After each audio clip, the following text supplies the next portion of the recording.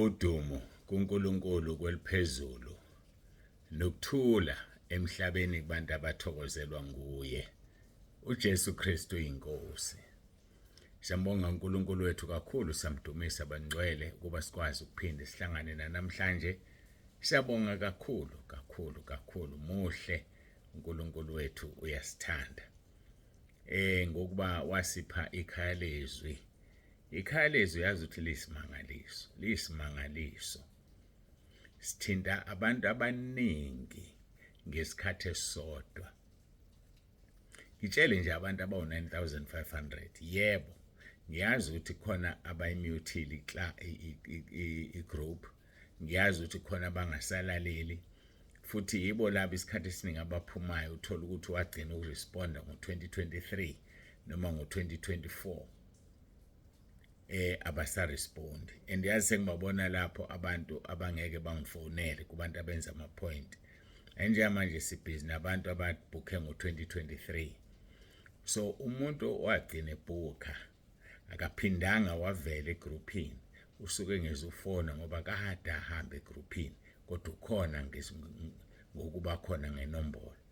Uthola ukuthi bafake o-24 hours default time ukuthi emva kwa-24 hours acisha ama-messages amafoni abangagcwali.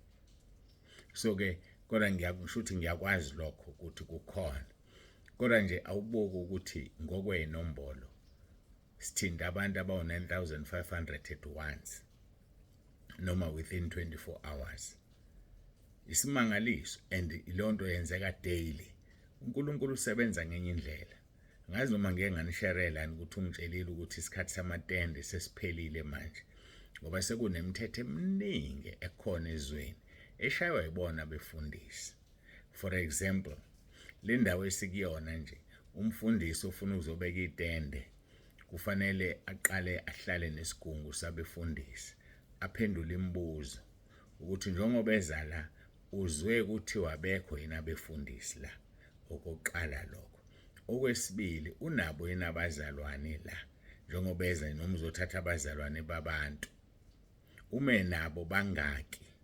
Emva kwalokho bese yothulwa enkosini. Inkosi kufanele imazi, mayingamazi inkosi izothumela lihambe lodilizwa itende. Yayibona yonke lonto leyo. Angisho ukuthi wrong, angisho ukuthi right, kodwa kade kungenzeki. Umuntu bevele ethunywe uNkulunkulu ehamba yobeka itende efuna ukulibeka khona shumayela.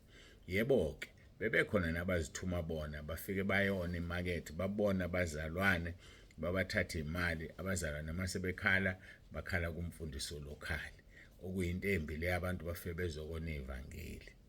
Abanye bahambe sekuselwe izisimithi ingane zabantu nabafazi babantu. So into ebuhlungu yona leyo, kodwa ke belihamba ivangeli kakhulu. Amabandla amakhulu akhona njengamanje akhiwe ukuhamba kubekwa amatende. So uNkulunkulu uyangibulela ukuthi njengamanje isikhathi samatende siphelile. Isikhathi se-social media lesetshenziswa uSathane ungenile kuyona manje naye uNkulunkulu ukuba aziwe khona kuyi-social media, aphinde aziwe futhi emhlabeni wonke jikelele. Awubuke ukuthi abantu bangakanani abathintekayo ngesikhathi esincane. Nabantu esesinabo abasilandela abantu sebefundisekile. Senginabazalwane noma besembalwa, ngiyathanda babajoyina abanye abano-Facebook.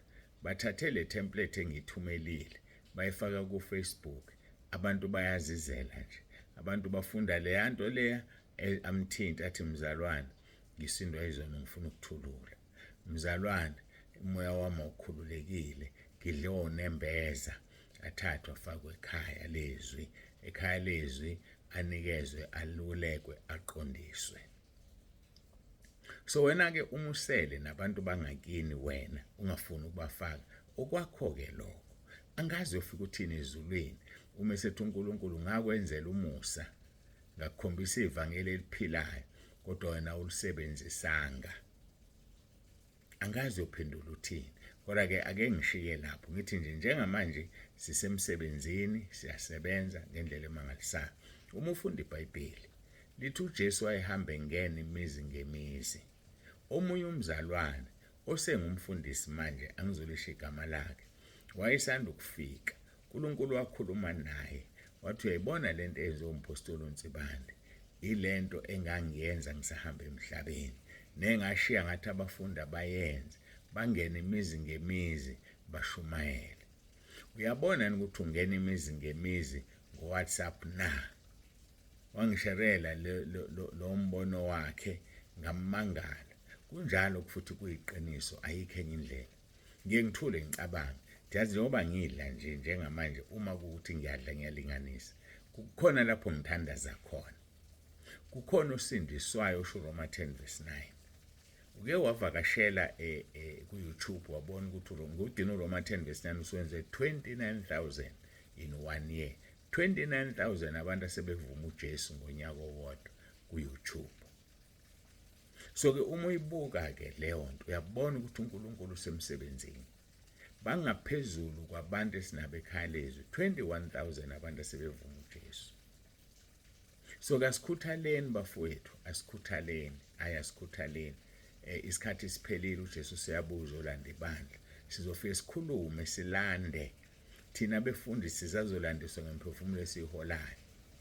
Thina esiholwayo sisazolandiswa ukuthi salalela kanjani sibalalela abasiholayo na.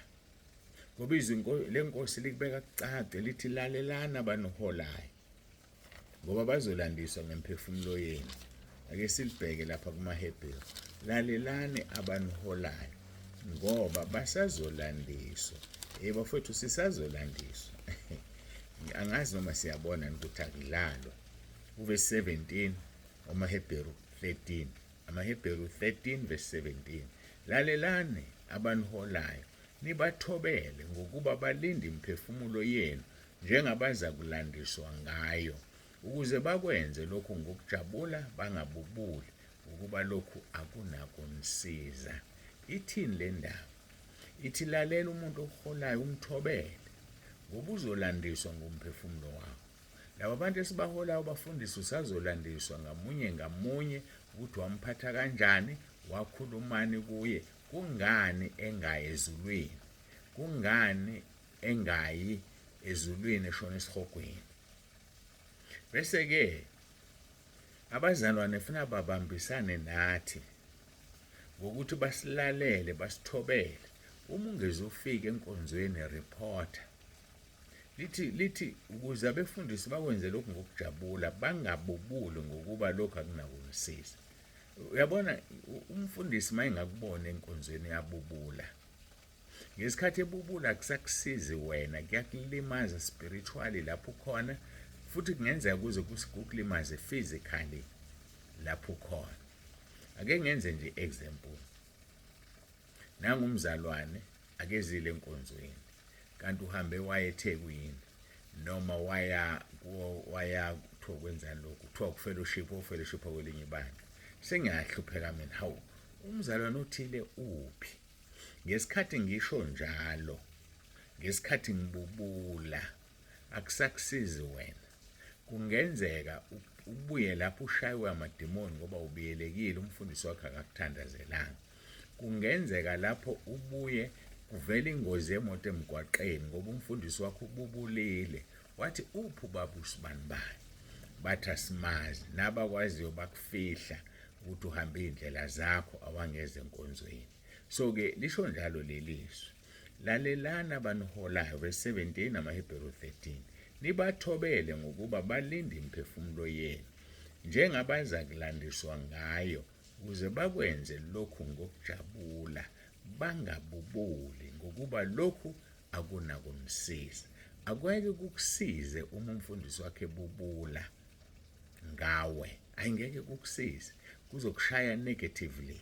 Ukuthi kanjani ke uNkulunkulu ngendlela yakhe mina angazi, iBhayibheli alicacisile. Ngakho ke kufanele sibahloniphe, sibathande, sibazise ezintweni zonke. Mholo wami kunje kimi, mholo wami ngisenza u1-2. Yikho kungafanele siqambukele sikhonze emabandleni amaningi esikhathi esisodwa. Angibuyeke ngize la, ikhaya lezwi akulona ibandla, akulona ibandla. ikhaya lezwi. Ngakho uma usekhaya lezwi ukhona ebandleni lakho. Yakuzwa lokho, usebandleni lakho ekhaya lezwi uzolalela intshumayelo, umthombo wamanzi nje ehambeni kwendlela yakho yasemhlabeni udlula uyaphuza ekhaya lezwi. But mawususentabeni endlu Jehova kuyabonelelwa ibandla lelo. Uma use-African Gospel ibandla lelo. Uma use-Faith Mission ibandla lelo. Kodwa ungaba sekhaya lezwi bese uba se-African Gospel noma e-Faith Mission. Ngesonto uvuke uye ebandleni lakho. Phakathi nensuku uhloniphe inkonzo zebandla lakho. Ukuthi kuyakhonzwa ebandleni namhlanje kwenziwa ukuthi namhlanje. Zilalele lezo zinto uzenze ngoba basazolandiswa abaholi bakho. Kodwa mase kufika la ukuthi ngezathu ezithize uyaphuma African Gospel uya e-Faith Mission. Bazise phela African Gospel ubahlambulule. Ufike futhi e-Faith Mission ubahlambulule ukuthi uphuma kuphi njengoba usula uhambeleni. Sekukubona ukukuchecka ukuthi uhambeleni noma bangakuchecki. Kodwa wena yenza inkonzo yakho ngoba basazolandiswa musuqabanisa befundisa. Uyashona la yafika African Gospel ifuna ukungcwaba, nansi neFaith ifuna ukungcwaba, akusazi ukuthi umzalwane kabani manje. Yayibona lonto le. Wena nje phumela obala waziwe ukuthi ukuphi. Mase bekwazi iresponsibility yabo ukuthi babone ukuthi ngosuku lokugcina bayakungcwaba.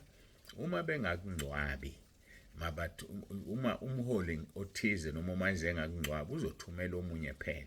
Baningi abaholi sibanibani wena oseduze nosibanibani lapho ngiyacela ungcwabele yena. Akuyona inkinga lokho ngoba inhloso kaNkuluNkulu emncwabeni ukuthi kushunyelwe izwi eliphilayo abantu basindiswe baze bafinyelele bonke kulazini iqiniso. Kufanele nje abantu basindiswe. Asisudlala ngabantu emncwabeni, asisuthemeleze emncwabeni, asisukhuluma izinto ezingasisi indawo emncwabeni. Indawo leyo abantu abanenhliziyo ezithintekile, izinhliziyo ezithambile bafuna uJesu labo bantu. Bafuna induduzo evela ezulwini labo bantu. Hayi siyozinweba, siyokhuluma ngamabandla ethu, siyokhuluma ngezinto esizenzayo. uNkulunkulu akayifuni leyo nto. Uyena othathela umphefumulo. Njengoba uthathile ufuna kulandela eminye. Ufuna abantu abazokhuluma njengo-Isaya. Uthi u-Isaya chapter 6 ngokufa kwenkosi uZiya ngambona uNkulunkulu. Ngokufa kwenkosi uZiya ngambona uNkulunkulu. Abantu mabasho bathi ngokufa kukasibanibani la ngihlaba izwi. Ngokufa kukasibanibani ngasizakala. Ngoba emncwabeni uqoqelwe nabangakholwa abayizihlobo zalomuntu. Yebo khona abazalwane kodwa khona nabangakholwa abaqoqwe lo muntu. So labo bantu ke basemseni waloyo phethizwe. Shumayela kuyisikhathi noma kungesona. Uyale, uqondise, ufundise. Ngoba siyezi isikhathi usho njalo umpostoli Paul lapha abazalwane bozifunela befundisi njengokubatshwa kwendlebe zabo. Abanye bethu la bayabatshwa ngendlebe zabo. Abanye bethu bala nje behambe bethesta amanzi. Sebebonile ukuthi hayi ziyabuya la ekhaya lezwi kuyashisa. Baphumile. Bayaphuma, bayahamba ngoba kuyashisa. Hayi kuyashisa ngona ngeke ngikhohlise nami. Nami ngihlezi khona nje ngikulesi sihlalo ngiyezwa ukuthi ayikhona kuyashisa. Yilokho ke sikufunayo. Ungabe ikholo lesivivi. Ungabe ikholo elibandayo. Iba ikholo elishisayo. Ngoba uNkulunkulu wethu usenza sibe ngamalanga bomlilo. Ngoba yena ungumlilo oqothulayo. Uzala imililo eqothulayo. Ngoba yena ungumlilo oqothulayo.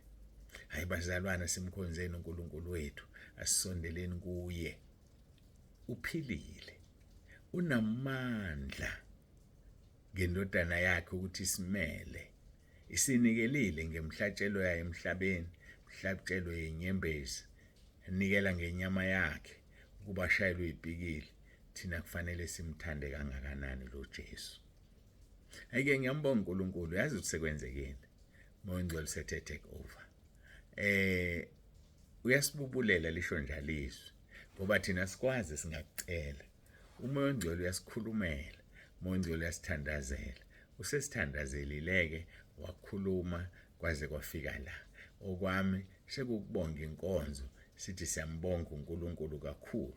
Kusho ukuthi izwi ligcine liyizwi losuku. AmaHebheru 13 verse 17 uthi lalelani abaniholayo nibathobele ngokuba balinde imphefumulo yenu njengabaza kulandiswa ngayo ukuze bakwenze lokhu ngokujabula bangabubuli ngokuba lokhu akunakunisiza. Siyambonga uNkulunkulu kakhulu. Bengithi ngizoya entshumayelweni yasentabeni angisayangake. Sevele wayikhulumela umoya kaNkulunkulu esebenzisa lo mzimba ngalokho bekuplanile enhlizweni yakhe. Okwethu thina asibe ngcwele ngoba yena ungcwele. Indawo asilungisele yona ezulwini ingcwele. Umoya sinikezena saseshaya uphawu ngaye umoya ongcwele. Inkosi yethu uJesu yaze ahamba emhlabeni ingazazanga isono ngoba yona injani ingcwele. uNkulunkulu wethu ungcwele. Yibani ngcwele ngoba mina Jehova ngingcwele. Usho njalo ezweni lakhe. Siyambonga-ke kakhulu uNkulunkulu, siyamdumisa bafowethu kakhulu. Kwangathi uNkulunkulu angaba nawe. Kusasa-ke ngokugcinwa inkosi asihlangane laphaya eCato Crest Hall. Cato Crest Hall uma kuwukuthi ngikhumbula kahle.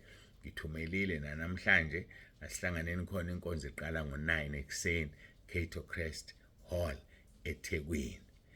Kulaphaya ngaseMayville. Asibonaneni khona noma ngaseBerea angisazi kodwa kubhaliwe address uzoyibona lapho. AbaseThekwini namaphethelo idubukele eThekwini aninayo ibranch bafowethu. Sayifuna ibranch eThekwini. So silokhu sinizungeza nje sinilethele inkonzo ngoba sayifuna ibranch eThekwini. Kodwa ukufuna kwethu ngeke usisize uma uNkulunkulu enganalo icebo ngayo. uNkulunkulu ufuneka abe necebo thina silandele emva kwakhe. uNkulunkulu futhi uzosinika umfundisi ngoba thina umfundisi asinaye eThekwini. Konke sikushiyela kuNkulunkulu yena ongahlulwa lutho. Kusasa ngo-9 o'clock ngokuvuma kwenkosi mayisigcina sihlanganeni eCato Crest. Ngale kwalokho ubaba uNtsibande uthi nibe nosuku oluhle, nibe nentambama enhle. Ngicela ukuthandaza silibonge izwi, sibonge lokho esesikuzwile osukwini lwanamhlanje. Masiguqe isikhuleke.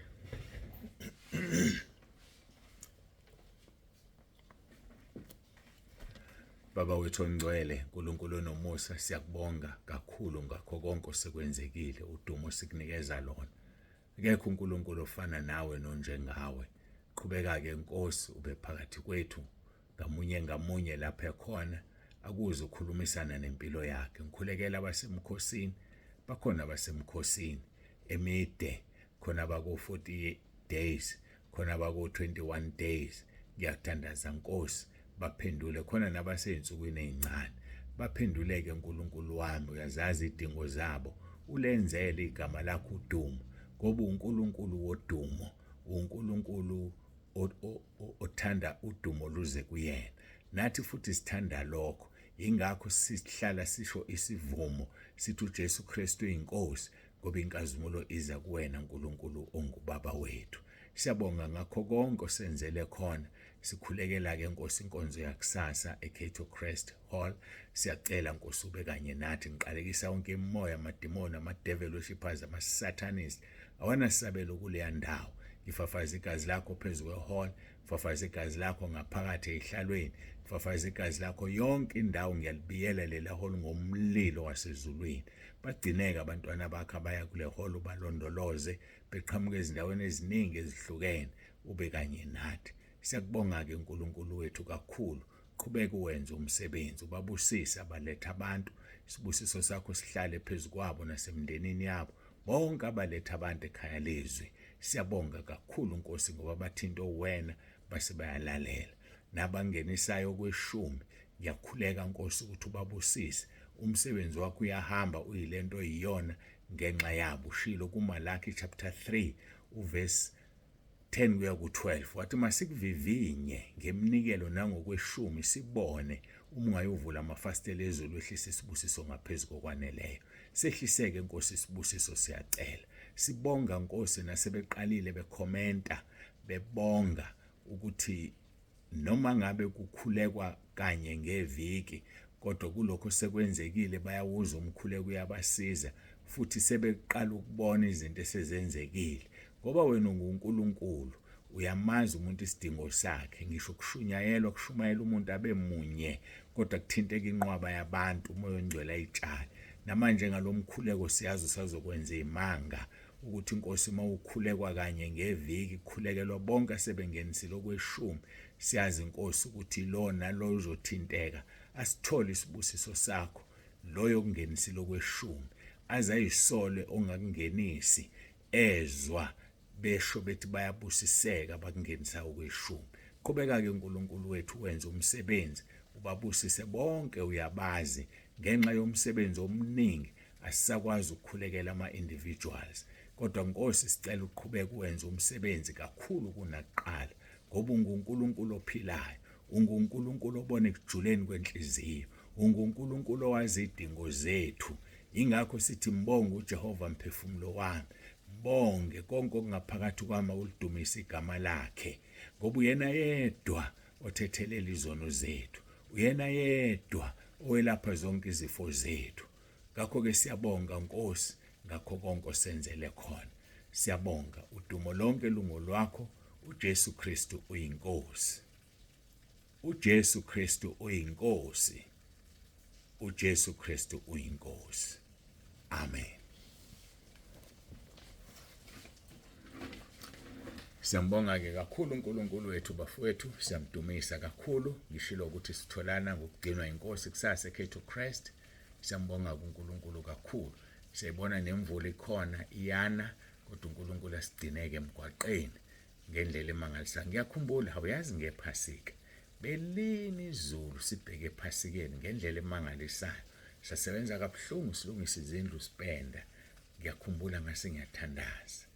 Ngathandaza ngathi Nkosi, ngiyacela ngephasika lingane izulu. Ngiyacela Nkosi uma usaqhubeka nokulinisa elinise emva kwephasika. Wakwenza lokhu uNkulunkulu. Ngiyambonga, ngiyamdumisa ukuthi ngingebani, ngingelutho uyangilalela nami. Njengoba alalela uEliya emisa izulu, waze waphinde wakhuleka lana. Ngiyambonga uNkulunkulu, angilutho ngendlela emangalisayo kodwa uyawuza umkhuleko wami. Awunawo wakho futhi angawuzwa. Zihlanze egazini likaJesu. Diliza udonga. Khuleka uRoma 10 verse 9 njalo umulala. Usho emva kwami kuleyo voice note. Umndeni wonke makuhlezi ninonke thandazani nizobona imanga nina zikaNkulunkulu. uNkulunkulu isimanga. Kunomzalwane owake wasambulela ukuthi uRoma 10 verse 9 uyini. uNkulunkulu wakhuluma naye qeda ukukhuleka wamtshela ukuthi wenza umsebenzi muni. Ngokugcinwa inkosi uma ngikhumbuza emva kwenkonzo ngizonithumelela lowo mbono kaRoma 10 verse 9 ngoba kuhle ukuthi uyenze into ubuwazi ukuthi wenzani. Kodwa ngiyakunxenxa khuleka baseRoma 10 verse 9 njalo umulala uthandaze emva kababa uNtsibande ngoba kunento uNkulunkulu ayibekile kuleyo voice. Batizamile abaningi bethandaza ngokwabo bawukrema kodwa uzange usebenze. Usebenziseke lo uthunyelwayo. uNkulunkulu uzokusiza, uNkulunkulu akubusise, uNkulunkulu abe nawe. Mhlawumbe nawe uRoma 10 verse 9 ngizowuthumela ukuze abangenaye babe nayo uRoma 10 verse 9. uNkulunkulu akubusise. Bese kuthi-ke uma unenkinga ethize unesidingo sebenzisa umkhuleko kaMay 18. Igama lomkhuleko lelo uMay 18. Ziyenzeka izinto. Simbonile uNkulunkulu ewenza umsebenzi. Ngeke ngizibale, akusona isikhathi sokubala imisebenzi kaNkulunkulu kodwa izwi liyasivumela lithi bala izibusiso zakho. Aziningi na. And uma uhlala phansi uzibala kwakhe kugqozi, kwakhe kukhuthala umkhonze kakhulu uNkulunkulu kunayizolo. Siyabonga bawuNtsibande uyavalelisa uthi uJesu Kristu uyinkosi.